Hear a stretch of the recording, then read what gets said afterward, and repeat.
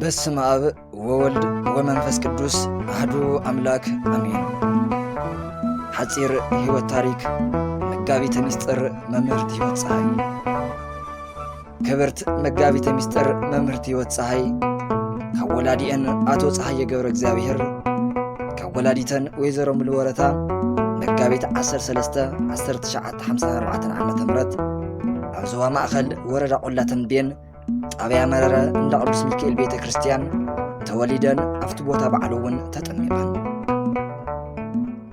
ክብርት መጋቢተ ምስጢር መምህርት ሕይወት ፀሐይ ኣብ 7 ዓመተን ምራኹተንን ኣባጊዕንን እንዳሓለዋ ከለዋ ኣባ ተክለወልድ ዝተባሃሉ መምህር ብሑ እናኸዳ ቤተሰበን ከይፈለጡ ካብ ጸሎት ዘዘውትር ጀሚረን ክሳብ ዳዊት ንባብ ወዲአን ተማሂረን። ኣብቲ ግዜ እቲ እቶም መምህር ናይ ገዝኦም ኣበ ንስሓ ስለ ዝነበሩ ጸበል ክባርኹ ናብ ናይ ወለደን ገዛ ምስ መፁ ንወለደን ነጊሮሞን። ኣብ ቅድሚ መምህረንን ወለደንን ዳዊት ከንባ እንትወሃበን ብደንቢ ገይረን ከንባ ምስ ረኣዩ ቤተሰበን ብደንቢ ተሓጒሶም ናይ ደጃዝማች ሃይለ ማርያም መርዕድ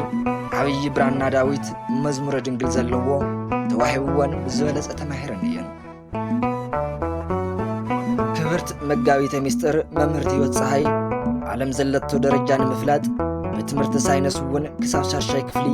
ኣብ ሙሉእ ቀዳማይ ብርኪ ቤት ትምህርቲ ጎረሮ ተማሂረን እየን። ነገር ግን ወዲ ሰብ ዝተፈጥረሉ ዕላማ ስመ እግዚአብሔር ንምውዳስን ክብሩ ንምራስን እዩ እሞ ክብርት መጋቢተ ምስጢር መምህርት ሕይወት ፀሐይ ነቲ ሓላፊ ጠፋእ ዝኾነ ናይ ዓለም ጥበብን መነዋውረን ይትረፈን ኢለን ከም ቅዱሳን ኣቦታትን ኣዴታትን በቲ ዝተፈጠረሉ ዕላማ ንምንባር ዘመናዊ ትምህርቲ ሳይንስ ኣቋሪፀን ኣብ ከባቢ ተንቤን ፍሉይ ቦታ ዓዲ ትግራይ ተባሂሉ ናብ ዝፅዋዕ ብምኻድ ኣብ መምህር ኣባ ሰላማ ከምቲ መጽሓፍ ተሰኣሎ ለኣውከ ወይነግረከ ወለሊቃውንቲ ከይዘንውከ ንኣቦኻ ጠይቆ ክነግረካ እዩ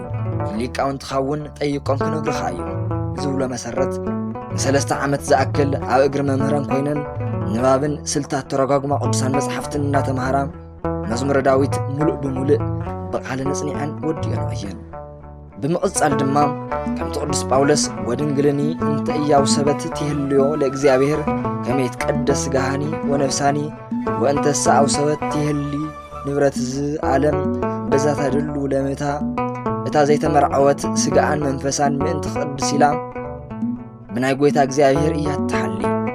እታ ምርዑት ግና ከመይ ጌራ ንሰብኣያ ከም እትሕጉሶ ብናይ ዓለም እዚኣ እያ ትሓሊ ቀዳማይ ቆሮንቶስ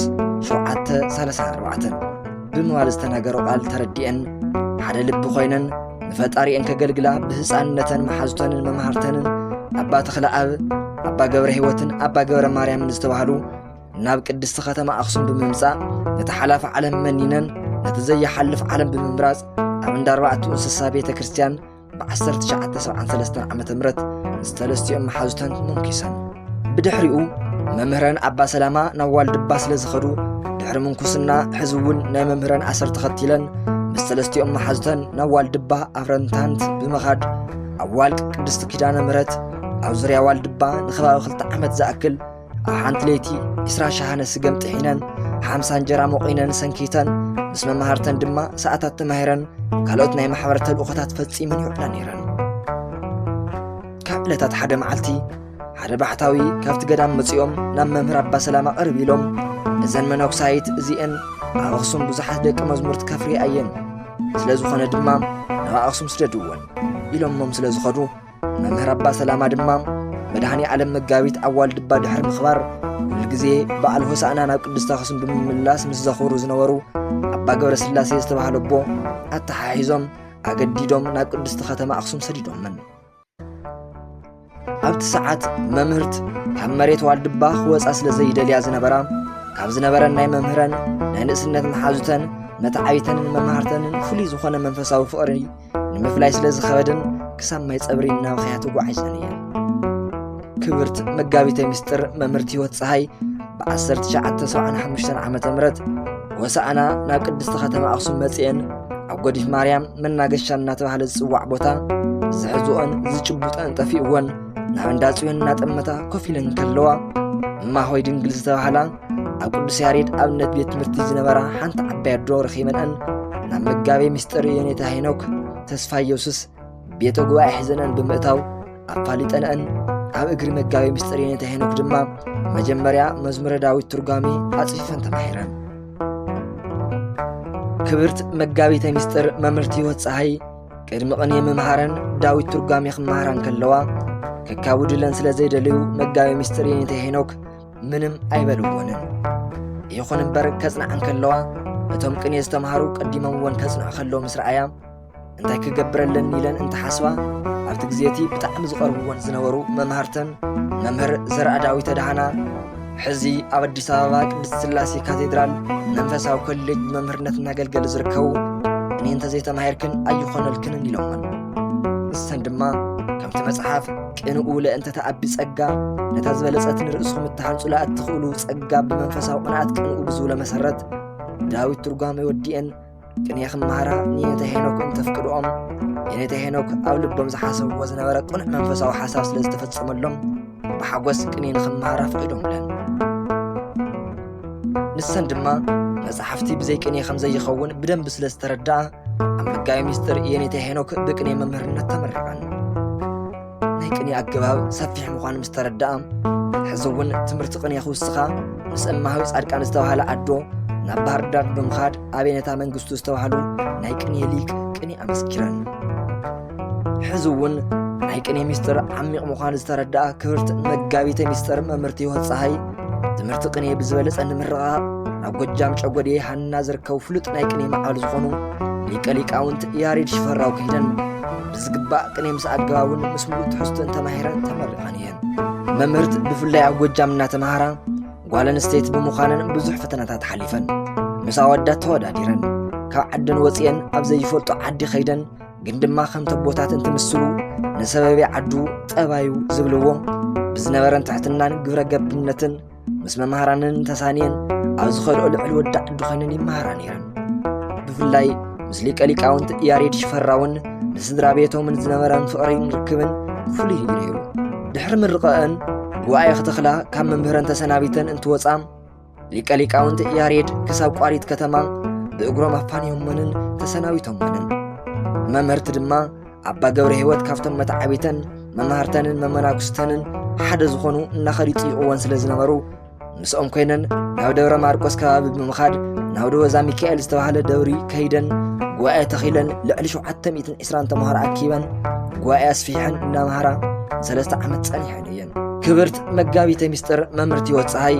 ኣብ ደወዛ ሚካኤል ጉባኤ ኣስፊሐን ኣብ ዝምህራሉ ዘመን ኣብቲ ቦታ ቅብኣትን ጸጋን ማለት እውን ብካቶሊክ ዝኣተዉ ናይ ምንፍቕና ዓሸኻት ዝበዝሕሉ ስለ ዝነበረ ኣእማደ ምስጢር እናምህራ ልዕሊ 200 ዝኾኑ ብቅብኣት ዝተበረዙ ሓረስቶት ማሕበረ ካህናትን ዲያቆናትን ኣእሚነን ኣጠሚቐን ናብ ተዋህዶ ኣትየን እየን። ኣብቲ ዓዲ ሬሳ ውጪ ዝበሃል ከም ጽሒራ ሬሳ ካብ መቃብር እናፈሓረ ዝበልዕ ኣራዊት ስለ ዝነበረ መምህርት ነቶም ዓዲ ነጊረን ምስ ደቀ መዛሙርተን ኮይነን ድርሳነ ሚካኤል ምስ ደገማሉ እቲ ሬሳ ውጪ ጠቕሊሉ ጠፊኡሎም እዩ። ካብ ዕለታት ሓደ መዓልቲ እቶም ተምሃሮ ብድንገት ከይተሓሰበ ንሓደ ናይቲ ዓዲ ተወላዲ ተምሃራይ ብዓምዒ ወይ ድማ ዓምዒ ኣብሊዖም ገሪፎም ነውሱ ስለ ዝሓለፍዎ ደንጊጾም ኩሎም ካብቲ ቤተ ጉባኤ ሃዲሞም ንሰን ከዓ ነትን ተምሃራይ ካብ ፍሕሚ በፂፀን ድርሳነ ሚካኤል ደጊመን ጸበል ሓጺበን ንታወት ተጽየን ጥራሕ ድሕንለይ እምበር ሙሉእ ዘመነይ ከገልግለክ እየ ኢለን ተመጻቢዐን እቲ ቆልዓ ከውድቶ ነፊሑ ሸቲቱ ዝነበረ ካብ ሞት ስለ ዝተሰአለን ምንም ከይተደራደራ ናብታ መጽባዕ ዝኣተዋላ ቅድስቲ ከተማ ኣኽሱም ጽዮን ክመጻን ትብገሳ ምስ ኣባ ገብረ ህይወት ናብ ኣዲስ ኣበባ ኸይደን ናይቲ እዋን ቅዱስ ፓትርያርክ ምስ ዝነበሩ ብፁዕ ወቅዱስ ኣቡነ ጳውሎስ ተፋሊጠን ንሶም ድማ ኣብ ኣዲስ ኣበባ ንኸምህራ በቲ ናይ ሽዑ ዘመን ብ500 መሃያ ክቆፅረክን ኢሎም ብዙሕ እንተለመንዎን ክብርቲ መጋቢተ ምስጢር መምህርቲ ህይወት ፀሃይ ግን ካብ ኣኽሱም ወፃኢ ኣብ ካሊእ ኣይቅመጥን ኢለን ንታወተ ጽዮን ዝኣተዋላ መጽባዕን ንምፍጻም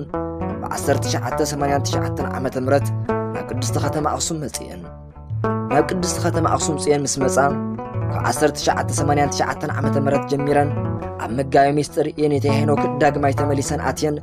ትርጓሜ መጽሓፍቲ ሐዲሳትን ፍትሐ ነገሥትን ኪዳናትን ውዳሴ ማርያም ቅዳሴ ማርያም ነቢያት መኃልየ መኃልይ ብደንብ ተማሂረን ኣጠናቂቐን ተመሪቐን እየን። ትርጓሜ መጽሓፍትና ተምሃራን ከለዋ ጎና ጎኒ ድማ ምስ መጋቢ ምስጢር የኔታ ሄኖክ ቅኔ እናስገራን እናዘረፋን ጸኒሐን እየን። ብትርጓሜ መጽሓፍቲ ካብ ዝተመረቓሉ ግዜ ጀሚረን እውን ኣብ تحت ممهران مجاوي مستر ينتهي هناك بمغان ترجمي مصحفتي اندامها صنيحانيا مجاوي مستر ينتهي هناك بشمقلنا مخنيات جواي مسوق وارصو برأي تقلص لهم عقمن انتقاهاتن الريوم نتناتهم جواي تتكي ان خمهرا ملؤ فقادهم من ولا كوام بزح فتنان تقت أمن كافتا معالت نسا جميرا لممهران مسيلا بتناي ممهران من قد مسرت كابناي ممهران كي يترفا كم أون كي وسخا توفيتو دوغمو سرعة قانون يتباهلو نسني عن حيزان جواي زرقيحان كنين مصحفت ترقامين نعسران تشعتن عمت زاكل أقدس تختم أصوم تسيان زركب أقدس ياريد أبنت بيت مرتي أمهرانيا أو جام سلسة عمت أو خصوم عسران تشعتن عمت بدمر مسلسان كلتن عمتات جواي زرقيحان دخيمني سلشن خيبلا بتجاهت بزحت لقاون تفرينيا أبزن عمتات وشتي بكني ممهرنت نفسلاسان حمشتن صبع ممهران مصحفت ترجمي دما لعلس الساز خون نايميا ممهران فرينيا كني تقنيوم زوسقن قطر يملون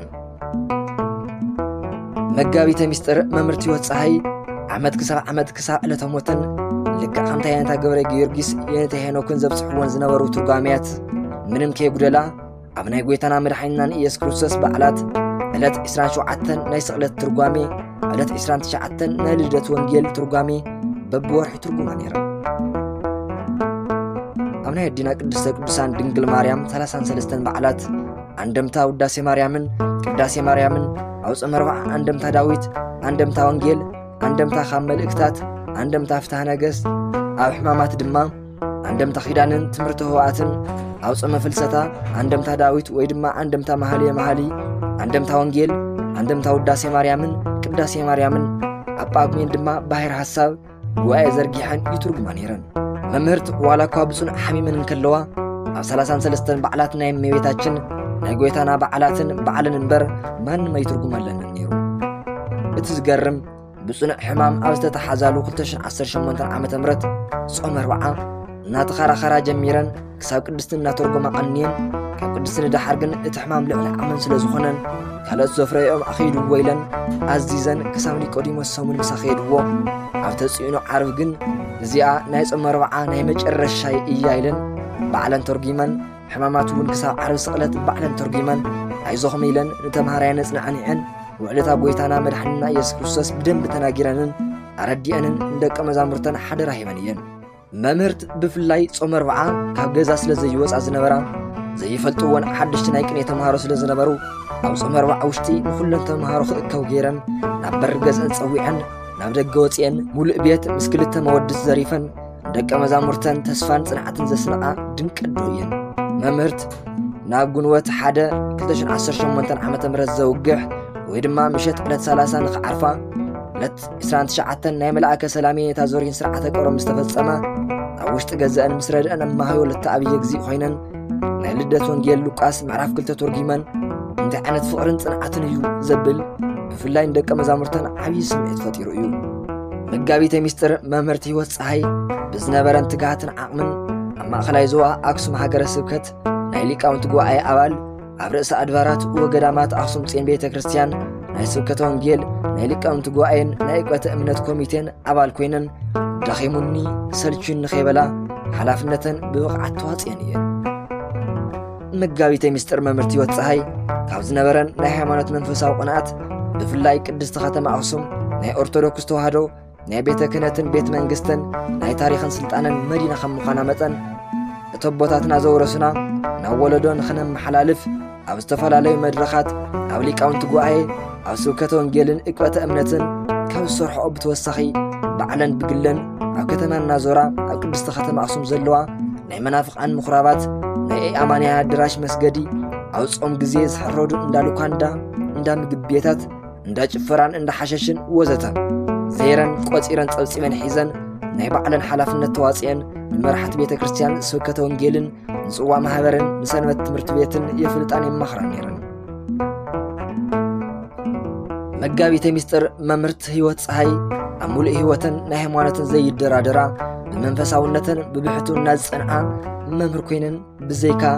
نايس أم 4 نايس أم فلستان بعل ماريامن قوائي سلا كبرا وانجيل انتزي كوينو أو كالي ساعات كبا دريبن كم ممهر متن كرائيلن سخرالو يلن ጫምአን ይኹን ክዳነን ከም ተራ ፈላሲ እውን ኣይተኸደነን ኣይረገፃን የግዳስ ክረኣይ ዝብል ናይ ውዳሴ ኸንቱ መንፈስ ኣይሽንፈንን ኣብ ከተማ ኮይነን ገዳማዊ ህይወት ዝነበራ ፍጹም መናኒት ነይረን ክብርት መጋቢተ ሚስጥር መምህርቲ ህይወት ፀሃይ ካብ ጽኑዕ ተጋድሎን ትርምትን ዝተለዓለ ብብዙሕ ሕማም ተጠቂዐን እየን ግን ከዓ ሓሚመን እውን ንሕማመይ መስተዓገሲ ብሕማም ዝተጠቕዐ ሰውነተይ መበረታት እኾነን ኢለን ጥዑም ወይ ጽቡቕ ትሕዝቶ ዘለዎ ምግቢ ይበልዓን ነይረን የግዳስ ከም ቅዱስ ጳውሎስ እንተሞትኩን እግዚአብሔር እንተነበርኩን እግዚአብሔር በማል ሞት ዘይፈርሓ ቆራጽ ወዲ ነይረን መጋቢተ ሚስጥር መምህርቲ ህይወት ፀሃይ ብዝሓደረን ሕማም መዓዝያ ልደታ እናበላዓንየን ከምኡውን ኣባት ንስሐአን መልኣከ ሰላም እየታ ዘሪሁን 28 ሚያዝያ 2018 ምስ ዓረፉ ንዓይ እውን ብድሕሪ የነታ ካብ 3 መዓልቲ ከይተንውሐለይ እናበላ የነታ ዘሪሁን ካብ ዝዓረፉላ መበል ሳልሳይ መዓልቲ ኣፍታ ዝፈትዋ መዓልቲ ግንቦት 1 2018 ዓመተ ምህረት ልክዕ ከም ናይ ኣዲና ቅድስተ ቅዱሳን ድንግል ማርያም ኣብ መበል 64 ዓመተን ዓሪፈን ስነ ስርዓት ቀብረን ድማ ብፁዓን ኣበው ሊቃነ ጳጳሳት ሊቃውንተ ቤተ ክርስቲያን ቤተሰብ ዘመሃሮም ሊቃውንትን ደቀ መዝሙርትን ከምኡውን መላእ ህዝበ ክርስቲያን ኣብ ዝተረኸብሉ ግንቦት 1 2018 ዓመተ ምህረት ኣብ ጥንታዊ እንዳ ኢየሱስ ቤተ ክርስቲያን ቅድስቲ ከተማ ኣክሱም ተፈጺሙ መንፈሳዊ ህይወትን ተጋድሎን ክብርት መጋቢተ ሚስጥር መምህርቲ ህይወት ፀሃይ ቀዳማይ ትግሃት ካብቶም ብዙሓት ንክብርት መጋቢተ ሚስጥር መምህርቲ ህይወት ፀሃይ ዝገልጹ ሓደ ነጥቢ እዩ መምህርት ካብ ንእስነተን ጀሚረን ምንም ዕረፍቲ ዘይፈልጣ ኣብ ትምህርቲ ሰዓት ብትምህርቲ ኣብ ናይ ስራሕ ሰዓት ስራሕ መጽሓፍቲ ዝገላብጣሉ ሰዓት መጽሓፍቲ ብምፍታሽ ኣብ ናይ ጸሎትን ስግደትን ሰዓት ድማ ብጸሎትን ብስግደትን ተጸሚደን ክዕርፍ ክድቅስ ክምገብ ከውሪ ክንቀሳቀስ ከይበላ በትግሃት ኣብቲ ሓጻር ዕድሜአን ግን ድማ ልዕሊ ዕድሜአን ሰሪሐን ዝሓለፋን ዝተረፋን እንቋዶ እየን ነይረን ከም ኣብነት መምህርትና ማህራር ፊደን ካብ ዘፍረዮኦም ደቀ መዝሙርተን ቅኔ ምስንጋር ወይ ዘረፋ እንተሓጊዞሞን ኮፍ ኢለን ስራሕ ንኸይፈትሓ ኣብ ጥቓ ገዝአን ዘለተን ንእሽተይ ጸባብ መሬት ሓግዙንን ከይበላ ባዕለን ኩዒተን ኣለሳሊሰን ኣትክልቲ ተኺለን ቱቦ ገመድ ገዚአን ካብ ጉድጓድ ማይ ስሒበን ከስትያን ክኹስኩሳን ከጽርያን ይውዕላ ነይረን ዝረአይወን ሰባት መምህርት ንምንታይ ንእሽተይ ዕረፍቲ ዘይገብራ ኢሎም ክጥይቕወን ከለዉ መምህርቲ ድማ ስራሕ ዝፈትሓ እዳው ናይ ሰይጣን መሳርሒ እየን ዝኾና ይብላ ነይረን በዓል እንተኾይኑ ባዕለን ንተምሃረን ፀዊዐን ክሓቲ ይገብራ በብዓቕሞም መሰረት ምስጢራት የካፍላ ታሪክ ቅድስቲ ከተማ ኣክሱም ስርዓታን ትውፊታን ይትባሃላን ይነግራ ሓሳባተን የካፍላን የመኽራን ምኽርን ተግሳጽን ይህባ ነይረን መምህርት ኮታስ ምንም ዘዕረፋላ ሰዓት ኣይነበረተንን ካልኣይ ጾም መጋቢተ ሚስጥር መምህርቲ ህይወት ፀሃይ እናምህራን እናጸልያን እናሰገዳን ዒለን ሓዲረን መጽሓፍ ይደሉ ኣሱ ለዘይትቀነይ ከም ዝብሎ ንድኻመይ መዕረፊ ዝወፀ መተኪ ይኾነን ኢለን ምግበን መጣጢነን ወይ መሪፀን ሰዓት ትሒበን ኣይብልዓን ነይረን የግዳስ ከም ቅዱስ ጳውሎስ መብልእሰ እያርባሃነ ወእያነክየነ ኢለን ብጾም ተጸሚደን ይውዕላ ነይረን ብፍላይ ኣብ ዝመሃራሉ ግዜ ክሳብ ሳልሳይ መዓልቲ ምግቢ ከይበልዓ ይቐንያ ነይረን መምህርት ዝጾማ ምንባረን ኩሉ ሰውነተን ይምስክር ነይሩ ናይ መምህርቲ ቁመና ጽፉፍ ጠንካራ ብስግደትን ብጾምን ዝተቃነየ ሰውነተን ክኸዳን ከለዋ ከም ወዲ ቆፍጠን ዝበለ ካይዳ እምበር ከም ጓል ኣንስተይቲ እኳስ ኣይኮነን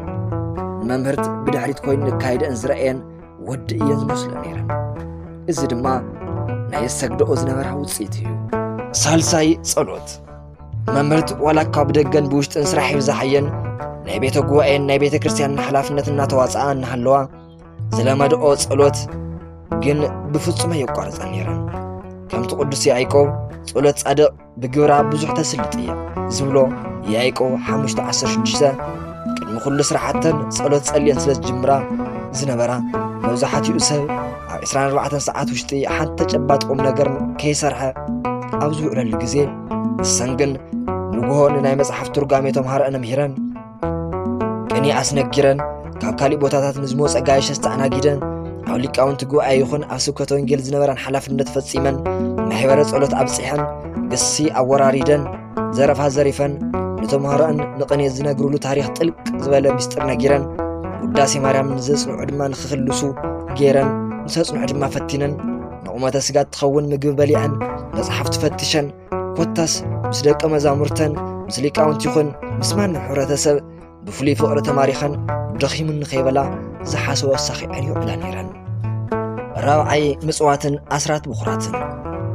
መምህርት ናይ ቅርሺ ይኹን ናይ ዝኾነ ጥቕማ ጥቕሚ ስሳዕ ዘይብለን ብመንኖ ጥሪት ዝጓዕዛ ባሕታዊት እየን ነይረን።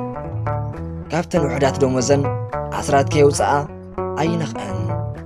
ካብ ዘጥሕንኦ ሕርጭ ካብ 10 ሸሓነ 1 ሸሓነ ኣብ ኪዕን ንተምሃራይ ከይሃባ ኣይበልዓን። ኣስራት ብኹራት ዘየውፅኻ ምብላዕ በረከት የብለን እናበላ ደጋጊመን ይመኽራ ነይረን። ኣትክልቲ እንተሸይጠን ኣስራት የውፅኣላ፣ እቲ ዝተረፈ ቅርሺ ድማ ነቲ ዝሸጠለን ተምሃራይ ንሳሙና ኻይለን መሊሰን ይህብኦ። ዝተሸገረ እንተሪአን ዋላ ቀሚሸን ይኹን ኣንሶላ ወይ ድማ ነፀላ ውፅአን ሂበን ይሰድኦ ነይረን። ንብረት እንተጠፊኡወን ሰላም ለች ደጊመን ብሓደ ግዜ ይረኽብኦ ነይረን። ናብ ሙዳየ ምጽዋት እኳ ቅርሺ እንትእትዋ መሪፀን እምበር ቀዳድ ዝበሃለ ይእትዋን። መምህርት ኩሉ ግዜ ኪዳነ ምሕረት የካቲት ዓብዪ ዝክር ስለ ዝዝክራ ሓደ እዋን ግን ንዳጉሻ መግዚእ ዝኸውን ቅርሺ ስለ ዝሰኣና ዝለመደኦ ከይሓጉለን ከም ቅዱሳን ዱራታኦስን ቴዎስታን ዝቖርባላ ዝነበረት ጻዕዳ ክዳን ሸይጠን ዳጉሻ ገዚአን ዝክረን ሓሊፈን እየን። ሓሙሻይ ስግደት። ስግደት ካብቶም ናይ መንፈሳዊ ተጋድሎታት ዋና መግለፂ ኮይኑ ቅዱሳን ፍቓደ ስግኦም ንፍቓደ ነፍሶም ንምግዛእ ዝጥቀምሉ ዓብዪ መንገዲ እዩ። ክብርት መጋቢተ ምስጢር መምህርቲ ህይወት ፀሃይ ልክዕ ከም ቅዱሳን ኣቦታተን ብስግደት ናይ ስጋዊ ፍቓደ ሸኒፈን ስግአን ኣድኪመን ነፍሰን ብዘድሕናላ መንገዲ ይጓዓዛ ነይረን። መምህርቲ እንትሰግዳ ብሕቡእ ክሳብ ኩሉ ሰውነተን ብረሃፅ ከም ማይ ዘንጠብጥብ ኣብ ገዝአን ይኹን ኣብ ቤተ ክርስቲያን ይሰግዳ ነይረን። ከይረኣኻ ዝሰግዳ ምንባረን ዘርድእ ኢደን ኣካይደአንን ጥንካረአንን እዩ። ንዓይኒ ምስክር ድማ ናይ መምህርቲ ረዳኢት ዝነበራ እማሆይ ወለተ ኣብየ እግዚእ እየን። ብፍላይ ንመናእሰይ ደቀ መዛሙርተን ካብ ዝሙት ካብ ስጋዊ ፍቓድ ዝወፅሉ መንገዲ ብስግደት ምዃኑ መላሊሰን ይመኽራ ነይረን። ሻድሻይ ሰማዕትነት። ክብርት መጋቢተ ምስጢር መምህርቲ ህይወት ፀሃይ ካብቶም ብዘይደም ሰማዕትነት ዝተቐበሉ ሰማይት ዘእንበለ ደም ሓንቲ እየን። መምህርት ናይ ሃይማኖትን ዘይደራደራ ኩሉ ግዜ ስለ ሃይማኖትን ልበን ብሓዊ መንፈሳዊ ቅንዓት ዝነዳ ዝነበራ ስርዓት ዶግማ ትውፊት ይትበሃል ኮታስ ኩሉ ናይ ኣብ ዙርያ ቤተ ክርስቲያን ጉዳይ ዘሎ ከይዛባዕ ብትሪ ምንም ከይፈርሓ ይቃወማ ነይረን። ኣብ ጉዳይ ቤተ ክርስቲያንን ሃይማኖትን ሰበስልጣን ርአን እንታይ እትወኒ ኢለን ቤነ እየ ኢለን ጓልየ ኢለን ከባርሩን እየን ኢለን እንታይ ሽግር ኣለዎ ኢለን ብፍጹም ንድሕሪት ዘይብላ ሰማይት ወይ ድማ ምስክር ነይረን። መምህርት ስለ ሃይማኖተን ክብላ ንእስር ቤት ተፈሪድዎን እዩ። ብብዙሕ መንገዲ ጭቆና በፅሕዎን እዩ። ብዙሕ ግዜ ተጸሪፈን ብዙሕ ሽርሕ ተሓሲብዎን። ነገር ግን ብናይ ኣዴና ቅድስተ ቅዱሳን ድንግል ማርያም ኣማላድነት ብናይ ቅዱስ ሚካኤል ተራዳኢነት ከምኡውን ብናይ መልኣከ ሰላም እየንታ ዘሪሁን ጸሎት ካብ ብዙሕ ፈተና ድሒነን እየን። ናይ ሃይማኖተን ካብ ዝነበረን ቅንዓትን ጓህን ዝተላዕለ ናብ ሕማም ከም ዝበፅሓውን ዘጠራጠር የብሉን። ሻውዓይ ብቕዓትን ንጽህናን። መጋቢተ ምስጢር መምህርቲ ህይወት ፀሃይ ብሊቅነት ጥራሕ ዘይኮነስ ሃይማኖት ምስ ምግባር ተስማዕሚዑለን ሒዘን ዝኸዳ ዝነበራ ምዃነን ብቕዓተንን ንጽህናንን ብህይወተን እንከለዋ ጥራሕ ተመስኪሮ ኣይተረፈን። የግዳስ ብዝበለፀ እቲ ብህይወተን እንከለዋ ዝግለጽ ዝነበረ ብቕዓት ኣብ ብዙሓት ፈተውተንን ዝፈልጥዎንን ተሸፊኑ ዝነበረ ኣብ ግዜ ዕረፍተን ድማ ብዝበለፀ ተገሊጹ ክሳብ ሕዚ እውን ብብዙሓት ይምስክር ኣሎ፣ ገና እውን ክቕጽል እዩ። እቲ ናይ ብቕዓት ምስክርነት ናይ መምህርቲ ብቕዓት ምንጩ ካብ ንጽህና ካብ ድንግልና ካብ ዕቃብ ካብ ጾም ካብ ጸሎት ካብ ምጽዋት ካብ ጸሊእ ኣንዋይ ካብ ጽንዓት ናይ ሃይማኖት ዝነበረን ቆራጽነት ካብ ስግደት ካብ ዝተፈላለዩ መንፈሳዊ ተጋድሎታትን ካብ ትግሃት ካብ ምክረ ኣበው ብፍላይ ጠንኪርካ ካብ ምምሃርን ምስትምሃርን ዝመንጨው እዩ። መምህርት ገና ኣብ ንእስነተን ጀሚረን ዓለማዊ ሓሳብን ፍትወተ ስጋውን ዘይኣታለለን ህፃን ኮይነን ንዝፃወቱ ከይተፃወታ መናእሰይ ኮይነን ምስ መናእሰይ ብወዛ ፈዛዛ ዘይዓበያ ብስድንሱን ዝጨፍሩን ከይተሓወሳ ከም ካልኦት መትዓቢተን ክምርዓው ክወልድ ክዝምድ ከይበላ ስለ ሰማያዊ ክብሪ ንክርስቶስ ርእሰን ሕፅየን ምንኩስና ዝመረፃ እየን። መልክዕ ምስ ደም ግባት ተዋሂብዎን እንከሎ ናብ ወዲ ዘይቀርባ ቀልዲ በለካለኽ ኣካ ዋዛ ፈዛዛ ዘይፈልጣ ቆፍጠን ዝበላ ንጽህናን ሓልዮን ዝነበራ እየን ነይረን። መምህርት ካብ ዝነበረን መንፈሳዊ ብቕዓትን ንጽህናን ዝተለዓለ ኣብ ጎጃም ምውተስ ይለን ገና ናብ ጎጃም እንትኸዳ 3 ኣይዱግ ሰጊዶምለን ነዚ ድማ ሓደ ባሕታውን ትትርጉምለን ኣብ ጎጃም 3 ዓመት ከም ዝምህራ ተርጉሞምለን ሬሳ ውጭ ዘሸገሮም ዝነበሩ ድርሳነ ሚካኤል ደጊመን ጥፊአን ብዙሓት መናፍቃን ተጥምቃ ቤነን ማንም ሓጋዘብ ዘይብለን ብዙሕ ፈተና መጺእወን ካብ ዝመፀን ዝነበረ ፈተና ምንም እንተይኮና ወፂአን ከቅዱሳን ከለዋ ነቲ ካህን ዝራድኦ መልአክ ይረአየን ነይሩ ከም ቅዱስ ጴጥሮስ ተፍጻሜተ ሰማይት ኣብ ገዛን ኮፍ ኣብ ዝላላ ወንበር ክቡር ዓብይ ሰብ ተቐሚጡ ስለ ዝረአያ ነታ ወንበር ኮፍ ኢለን ኣይፈልጣን ስለ ድህኖ ጥራሕ ይቕምጠላ ነይረን ኣብ ቤተ ጉባኤ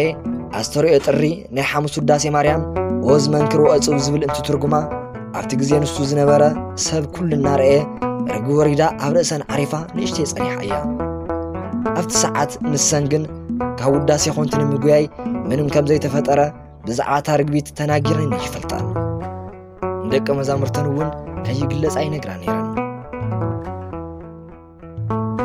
ካብ ዕለታት ሓደ መዓልቲ ኣብ ጎጃምና ምህራን ከለዋ ካብ ጉባኤ ናብ ዝኾነ ቦታ ንሓደ ኣቦ ክረኽባ ክልተ ንኣሽተይ ደቀ መዛሙርተን ኸቲለን እንትኸዳ እቲ ቦታ ብጣዕሚ በረኻን መፍርሕ ጫካን ስለ ዝነበረ ሓደ ሓረስታይ ብማዕዶ ክሓልፍ ርኡ ብሕማቕ ተንኰል ክከታተለን ከሎ ንሰን ድማ ብቓለን መልክዓ ሚካኤል እናደገማ እንትጓዓዛ ቅዱስ ሚካኤል ወሪዱ ነቲ ሰብኣይ ኣብ ቅድሚኡ ሰይፉ መዚዙ ስለ ዝተረኣዮ እቲ ሰብኣይ 3 መዓልቲ ዝኣክል ካብ ዝነበሮ ከይተንቀሳቐሰ ድረቕ ኢሉ ቀኒዩ ንሰን ስራሕን ወዲአን ምስ ተመለሳ ድሕሪ 3 መዓልቲ እቲ ሰብኣይ ነቒሑ እቶም ቤተሰቡ እንታይ ኮይንካ እንታይ ረኺብካ ደሊና ሲእናካ እንትብልዎ ብሕማቕ ሓሳብ ኮነ ኢሉ ክከታተለን ከሎ ቅዱስ ሚካኤል ኣብ ቅድሚኡ ጸኒሑ ከም ዝተረኣዮ ነጊርዎምን ናብቲ ዝነበሮ ጉባኤ ኸይዱ ምስ ቤተሰቡ ይቅርታ ኢሉ መስኪሩን እዩ ብጠቕላላ ናይ ክብርቲ መጋቢተ ምስጢር መምህርቲ ህይወት ፀሓይ ብቕዓትን ንጽህናን ገና ብዙሕ ዘይተገለጸ ኣብ ልቢ መምሃራንን ኣብ ልቢ ረድአን ኣብ ልቢ ደቀ መዛሙርተንን ካልኦት ዝፈልጥዎን ፈተውተንን ዝተረፈ ብዙሕ ኣሎ እግዚአብሔር እንተፈቒዱ ብሰፊሑ ብመጽሓፍ መልክዕ ክሕተም እዩ ክብርት መጋቢተ ምስጢር መምህርቲ ህይወት ፀሓይ ኣብ ቤተ ጉባኤን ኣብ ዝተፈላለዩ መድረኻትን መላሊሰን ኣርጊፀን ካብ ዝሃቦም ዝነበራ ምኽርታት መልስታት ምስጢራት ካብ ባሕሪ ብጭልፋ ከም ዝበሃል እንሆ ንሰብ ቦታ እንተዘይወሲንዎ ጽንዓት የብሉን ሎማዓንቲ ስኽ እንተኢልና ጽባሕ መስዋዕት ከኽፍለና እዩ ስራሕ ዝፈትሐ ኢዳው ናይ ሰይጣን መሳርሒ እየን ዝኾና ብሃይማኖት ዕርቂ የለን ብሃይማኖት ምስ ዘይመስለካ ምግቢ ምብላዕ ብሓደ ምንባር ምውሳው እውን ኣይከኣልን ጽባሕ መምህር ኮይኑ ጉባኤ ዘርጊሑ ዘምህር ተምሃራይ ሎማዓንቲ ብትዕግስትን ብትሕትናን ብትሕቲኡ ንዘሎ ዝቐጽል እዩ ናይ ተምሃራይ ዓባይ ምጽዋት ብድሕሪኡ ንዝመጸ ተምሃራይ ኣይዞኻኢሉ ኣበረታቲዑ ብዓቕሙ ተሓባቢሩ ምቕባል እያ ዓቕሙ ንዘይብሎም ንዓይነ ስውራት ክዳኖም ምሕፃብን ምግቦም ምድላውን ዓባይ ምጽዋት እያ እግዚአብሔር ንኖህ ምስ ስድርኡ ካብ ማይ ብዕንፀይቲ ዝተሰርሐት መርከብ ገይሩ እንድሕር ኣድሒንዎ ጌታና መድሓኒትናን ኢየሱስ ክርስቶስ ብድንግል ማርያም ንዓለመ ድሒኑ ምባል እንታይ ዝኸብድ ኣለዎ እቶም መርከብ ኣይተልየናን ኢሎም ንመርከብ ዘቃለሉ ናብ መርከብ ዘይተጸጉዑ ብዝፈልሐ ማይ እንድሕር ጠፊኦም ነታ ነፍሳት ካብ ሲኦል ናብ ገነት ዝተሰጋገሩላ ኣማናዊት መርከብ ኣዶ ኣምላኽ ዘቃለለ ናብኣ ዘይተጸግዐ ደኣ እንታይ ይፍረዶ ይኾን እንታይ ከይረኸበ ይኾን ድንግል ማርያም ተማልድ ዶ ኢልካ ምጥያቕ እቶም ጳጳስ ቅሽና ኣለዎም ዶ ኢልካ ምጥያቕ ማለት እዩ ድንግል ማርያም ተማልድ እያ ካብ ምባል ንዓሊ ዝረቐቐን ንማንም ዘይተዋሃበን ምስጢር ወላዲተ ኣምላክ ዝብል ቃል እዩ ናይ ድንግል ማርያም ኣማላድነት ምኽሓድ ማለት ምስጢረ ስጋዊ ምኽሓድ ማለት እዩ ናይ ካልኦት ቅዱሳን ቃል ኪዳን ብቓል ዝተመስረተ እዩ ናይ ድንግል ማርያም ግን ብተዋህደተ መለኮት ዝተመስረተ ዓድነት እዩ ተኣቀብ ንኡሳን ከመ ኢትደቁ ዝተኣብያት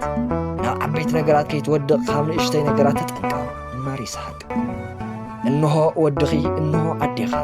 ዮሐንስ 19:26-27 እዚ ዝኣክል ተስፋን ጸጋን ተዋሂቡና ወልደ ኣብ ዝተባሃለ ወልደ ማርያም እንትትበሃል ድንግል ማርያም ኣብ ናይ ኣብ ቦታ ኣትያ እንትትጽዋዕ ንድንግል ማርያም ዝተዋሃበን ክብር ክንገርን ክብፅሓን ዘይኽእል ምዃኑ የረድእ ወዲ ሰበይቱ ዝጻረፍ ናይ ኣይሁድ ወገን እዩ ምኽንያቱ ካብ ሰበይቲ ጥራሕ ዝተወለደ ጌታናን መድሓኒትናን ኢየሱስ ክርስቶስ ጥራሕ እዩ ወልደ መበለትና ወልደ ጸርፍዎ ዝነበሩ ኣይሁድ ስለ ዝኾኑ ሎም መዓንቲ ኣብ ቤተ ጉባኤ ኮይኑ ዘይላኣኽ ንጹር ዕላማ ዘይብሉን ሓላፍነት ዘይዋፅእን ተምሃራይ ጽባሕ ናብ ቤተ ክርስቲያን ወፂኡ ኣብ ዓለም ጥሒሎም ዘለዉ ምእመናን ኣይጭንዑን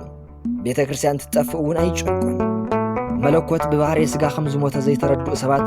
መለኮት ኣይሞተን ኢሎም እንትከራኸሩ ዝሃብዎ መልሲ መለኮት እንድሕር ዘይሞተ እሞ ዕሩቕ ብእሲ ድዩ ድሕንኩም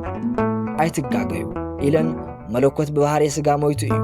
ናይ መለኮት ሞት ከመ እዩ ዝብል ግን ምርዳእ ኣድልዩ እዩ ምክንያቱ ካብ መጀመርያው ንኣዳም ሞይተ ከድሕነካ እየ ዝበሎ በዓል መለኮት እዩ ነገር ግን መለኮት ብባህሪኡ መስለ ዘይስማዕምዖ ዝመውት ስጋ ተዋሂዱ ብባህሪ ስጋ ሞይቱ ቅዱሳን ኣየማልዱን ዝብል ሰብ መጽሓፍ ቅዱስ ዘይኣምን እዩ ነቲ ቃል ኪዳን ዝሃበ እግዚኣብሔር እውን ምዕማፅን ምቅላልን እዩ ምክንያቱ መጽሓፍ ቅዱስ በዓሉ ካብ መጀመርያ ክሳብ መጨረሻ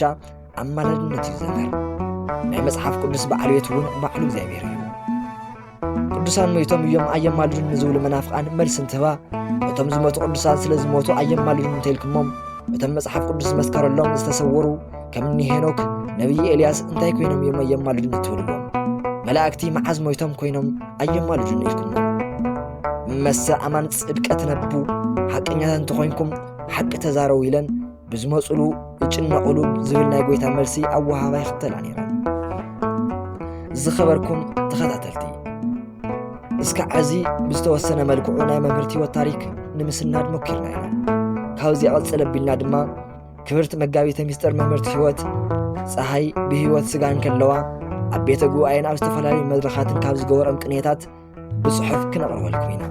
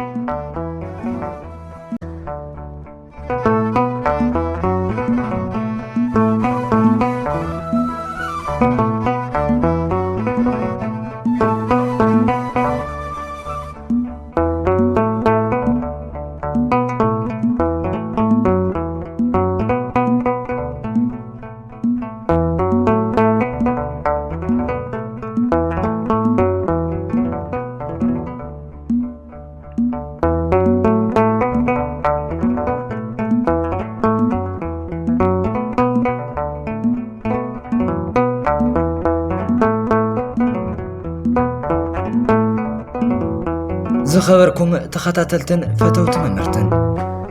እዚ ቪድዮ ንኹሉ ወለዶ ሓደራ ከም ዘለዎን ንመምህርት ክፈልጠን ከም ዝግብኦን ገዛዕየን ወሃብ እምበር ናይ ክብርቲ ኣዴና መጋቢተ ሚስጥር መምህርቲ ህይወት ነገር ኣብዚ ይብቅዕ ማለት ኣይኮነን ንቐጻሊ ከም ናይ እግዚኣብሔር ቅዱስ ፈቓድ ብሰፊሑ ሰኒድና ከም ነቕርቦ በዚ ኣጋጣሚ ክንገልጽ ንፈቱ እንተንሕዚ ግን ትሕዝቶና ኣብዚ ይብቅዕ ኣሎ ንኽብርት አዴና ገነት መንግሥተ ሰማያት ይዋረሰን። ወስብሐት ለእግዚአብሔር ወለወላዲቱ ድንግል ወለመስቀሉ ክቡር አሜን።